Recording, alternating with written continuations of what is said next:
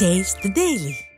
புதுக்கோட்டை மாவட்டம் திருமயத்தில் அதிமுக நிர்வாகி ஜபகர் அலி கொலை செய்யப்பட்ட வழக்கின் எதிரொலியாக அப்பகுதியில் நடைபெற்ற கனிம வள கொள்ளை அம்பலமாகியுள்ளது.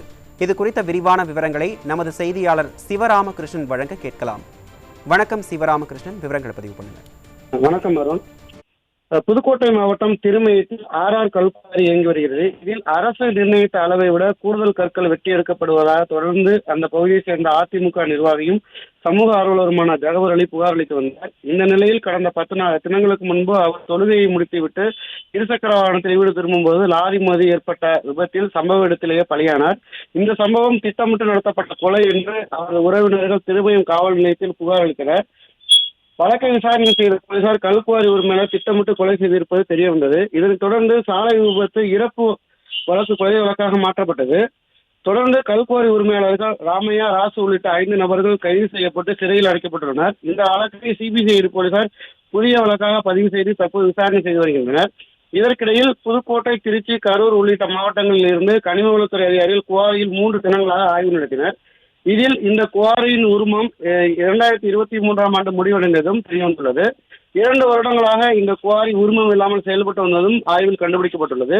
மேலும் ட்ரோன் மூலமாக எந்த அளவிற்கு கனிம வளங்கள் கொள்ளையடிக்கப்பட்டுள்ளன என்பது குறித்து ஆய்வுகள் செய்யப்பட்டது.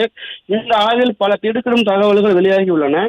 கடந்த 1992ஆம் ஆண்டு முதல் இந்த குவாரி செயல்பட்டு வந்ததும் 2023ஆம் ஆண்டு பல்வேறு புகார்கள் வந்ததன் அடிப்படையில் கனிம வளத்துறை அதிகாரிகள் இந்த குவாரிக்கு உரிமம் அளிக்கவில்லை.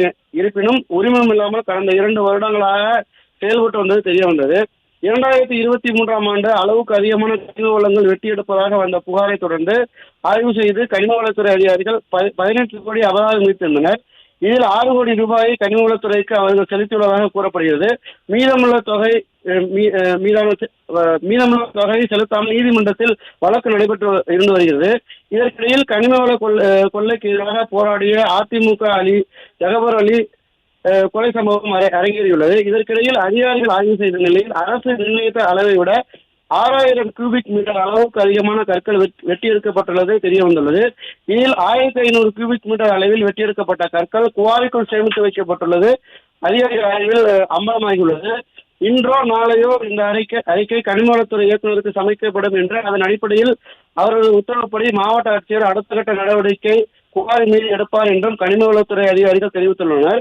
2 வருடங்களாக அனுமதி இல்லாமல் கனிம வள கொள்ளை நடந்து வரும் நிலையில் சட்டவிரோத குவாரிகளுக்கு எதிராக புகார் அளித்த நபரை கொலை செய்த முறைகேடை கண்டுபிடித்தது விடியா ஆட்சியின் அதிகாரிகளின் மெத்தன போக்கையை காட்டுகிறது.